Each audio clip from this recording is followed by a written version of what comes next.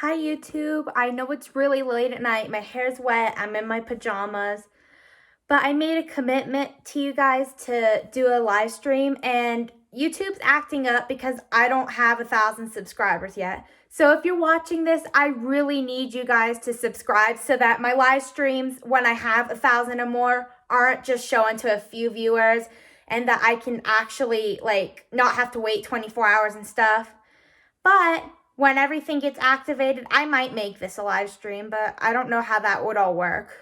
So this is why I need you to subscribe, please. So comment, like, subscribe, and turn your notifications on. And also, please follow my other social medias. I need some people who follow me on multiple platforms. I'm having a hard time doing that right now, but I hope it'll all work out. I know this takes time, but I'm working really hard, and I would like to help people if I can with this whole YouTube thing. So yeah, please help me out. Anyway, I've been asked to do a live Q&A. Well, and this is going to be just posted as a normal video, but anyway, in the future I'll do lives, especially once I hit 1,000 subscribers.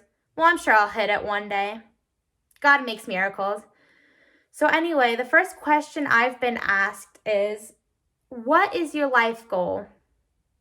You know what? I'm young, I'm 19. I have no idea what I want, but I definitely would like to finish my current associate's degree. And it's an early childhood, education. And I'd like to get married and have kids, maybe have 5 to 10 acres, maybe have an RV. But I would have to ultimately say is that I'd like to be happy.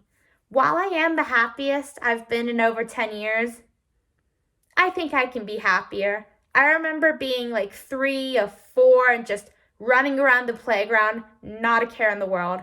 But that all went away when I was 5, went to kindergarten. Kids started bullying me and shunning me and just hating me.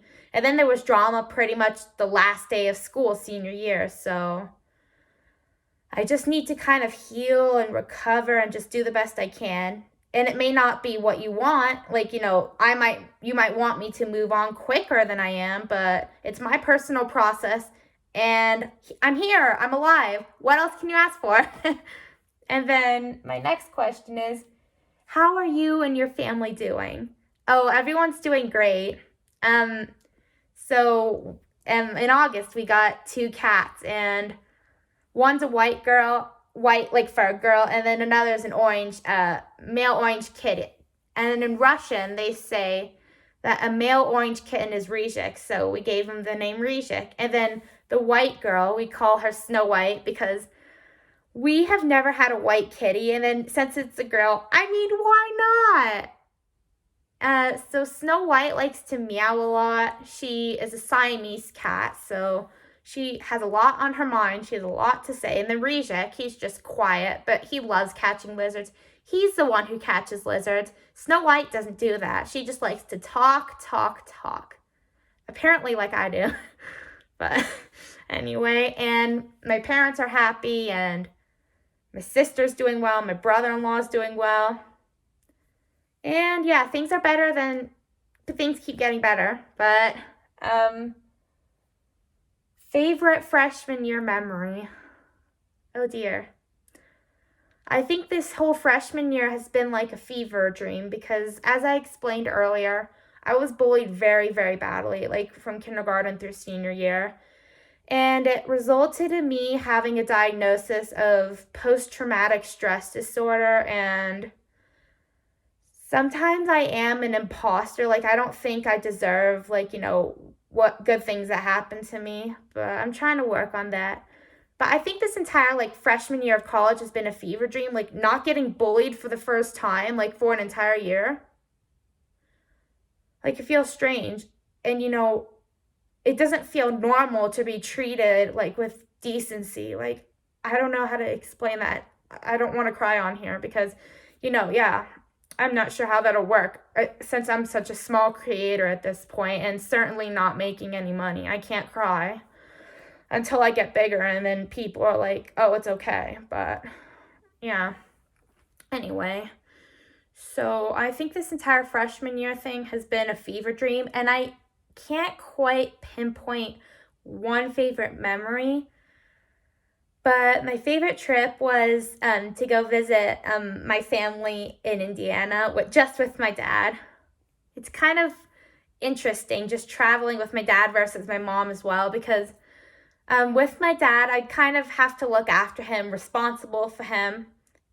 It's like I'm a full-time parent with him when we're together, I guess. And then, I don't know, it's just weird, but like, I was constantly looking out to see that he was packing all this stuff and whatnot. But it was a fun trip, and it was gorgeous. I did film some footage that I haven't posted yet. Please let me know if you'd like me to compile some of it together and post it. That would be great. But anyway, and I think another favorite memory of mine was when, just during winter break and just having 5 weeks of winter break versus 2 weeks when I was going through basic education, K through 12 in the US. In case there's anyone who's from any other country, and do let me know if you are. And if you're from the US just like I am, let me know what state you're from. That would be so cool. I'd like to, know where people who are watching this are from. Kind of build a community on here. That's what I want to do, and you guys can help. But anyway, so I think I enjoyed, and I actually went skiing this winter. Yeah, for me, I'm personally going to have to stick to the baby hills, because even though I love adrenaline, I'll be the first person to go on these massive roller coasters and some water slides, but again, the skiing, it's just weird for me, but I like the baby hills. I fly down those. And also, I ran a 5K a few weeks ago, and it was the first one I did in 3.5 years because I was on the cross country team. Oh no, I never got a varsity letter, never. But yeah, that's a complicated story. So I initially tried cross country with the hopes that I wouldn't get cut from the swim team that winter, because swimming was literally the constant thing I did the whole time growing up.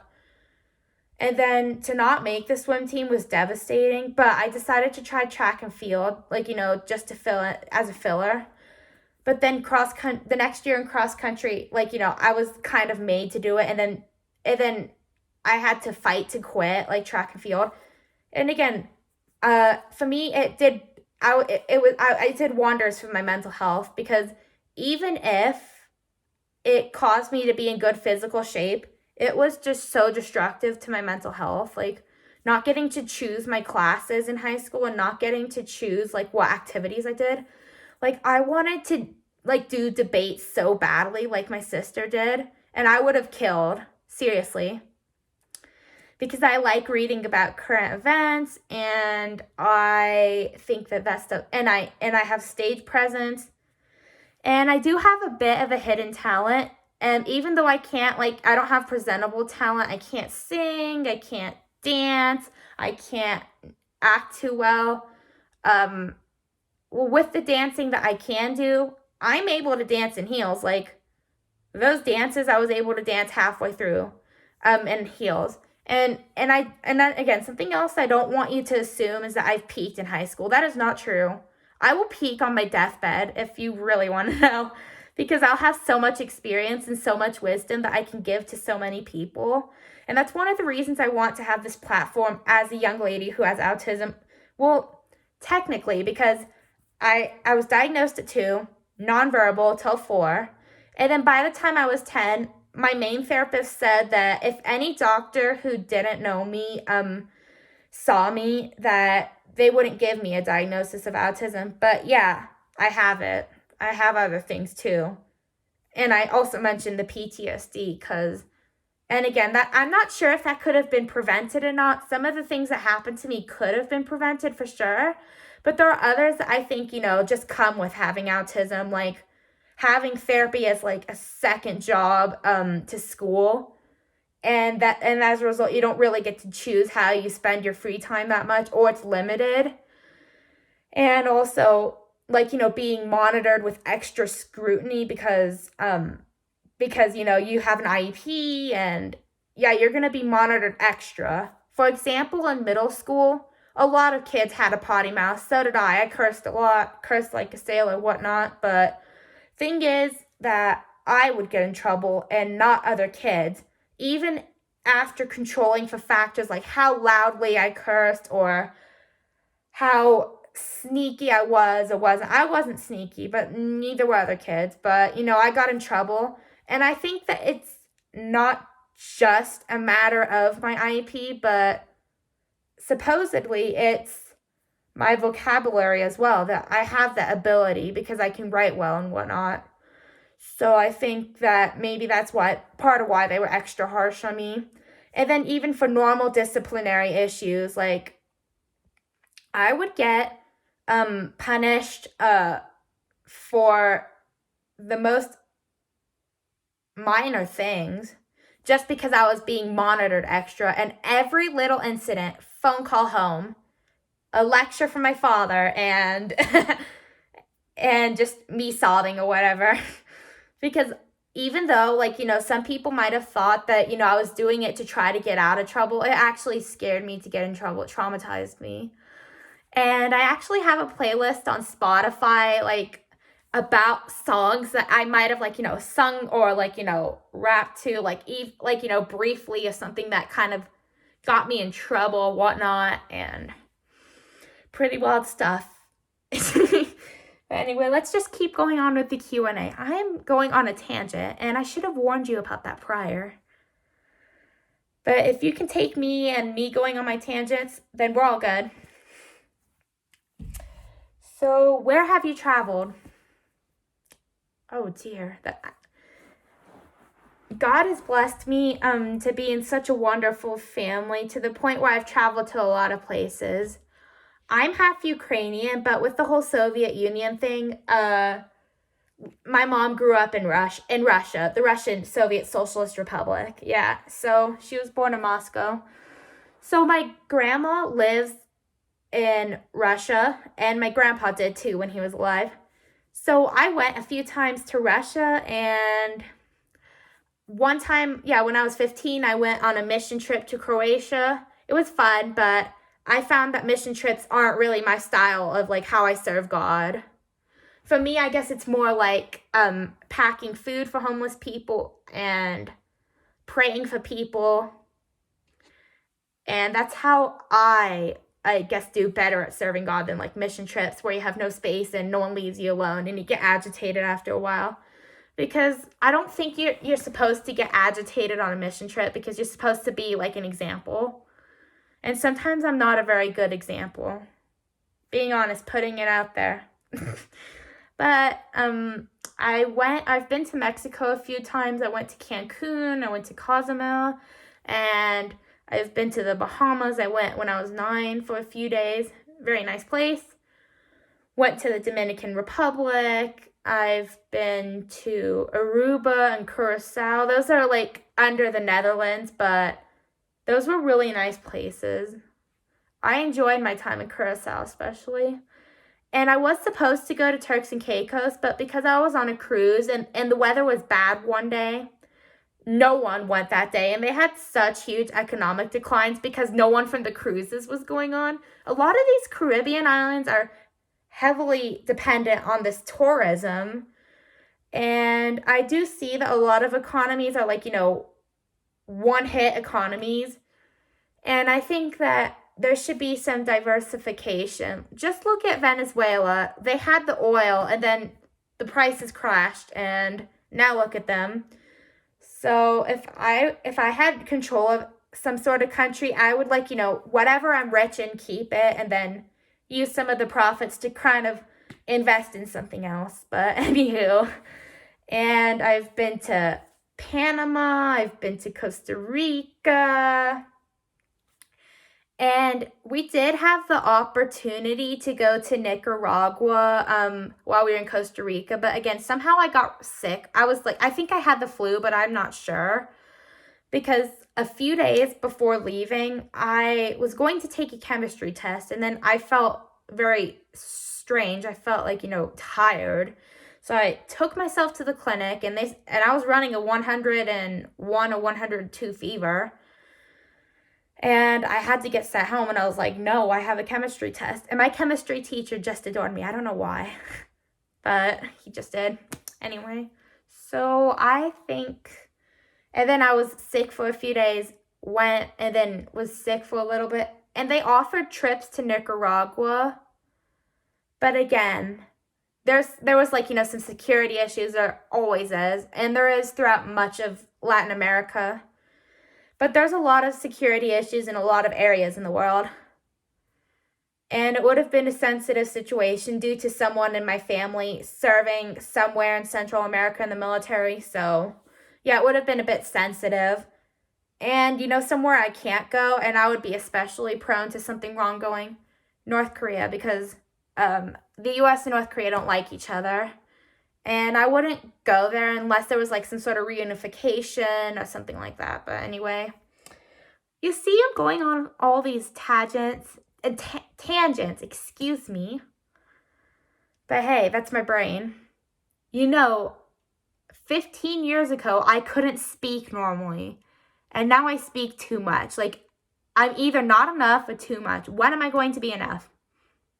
But anyway, where do you live? So I've been living in Arizona for 2 years, and it's such a blessing. You get more space for your money, less traffic most of the time. You get nicer people, and it's just chill. Like, the people give off good vibes. And I found a better church community than I did back where I grew up in Virginia, because there the church was like, 500 people. My dad never preached. But here, the church is not more than 20 people at any given time. And my dad preaches about every month.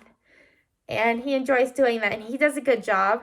So in our church, girls don't preach. But I have helped him with some sermons before. And I enjoy doing that. No complaints. Because they're all elderly people. And I just vibe with them so much. It's great. And it's great for my soul. And the last one is a very strange question, and I'm not sure if that's a normal question or not, but, and I'm not sure if that's normal, but it asks, are you married? I'm 19, and I haven't found someone who deserves me yet, and I haven't found someone who's quite my caliber yet, so no. But, I will try to get myself married within the next, 5 years. Yeah, that would be nice. That would be ideal. And then I'll just have my life. I'll be a good wife. I'll be a good mom. And you'll get to see some of those adventures. And again, in my bio, I say that, my life circumstances will progress and change. So you get to come along and see them. And, if I didn't worry so much when I was a kid, I would have started this YouTube channel maybe at 14 or 15. But my thinking was, if I were to get some sort of opportunity when I was still a minor child, and I had to say no because of my parents or because of school, then that would have made me sad. So if I get any opportunities, so one of the things I'd like to do is maybe be a model, but I don't know how that's going to pan out. Or maybe do some sponsorships or speak at events, because I like giving speeches, and apparently I do a good job doing them. I don't claim whether I do a good job at anything or not, because I have no idea. I'm 19, but this is actually really fun, this whole YouTube thing. Even if you're discouraged because you only get 10 views over 10 hours, or a view an hour or something. You know what? This is just seriously the beginning. I'm healing, I'm growing, I'm doing the best I can. And for those of you who are already here, I love you guys so much. And I really hope that I can progress through the ranks of YouTube, get better, get monetized. And then when I make enough, I might hire an editor and then accelerate way further, because editing is not a strong suit of mine. So I think that I would eventually turn that over to someone else, and then I just hope that, this works out, because I've had a lot of, like, negative experiences in my life, a lot of negative people who don't think I can do anything right. And I want to prove that I can do something right, even if it's just here. And it would be a lot, you know? And again, I'm really sorry that I didn't get the Q&A done on Thursday. I got caught up pulling weeds at church, and it was great fun. And also doing a little bit of fellowshipping with a few new members with my father.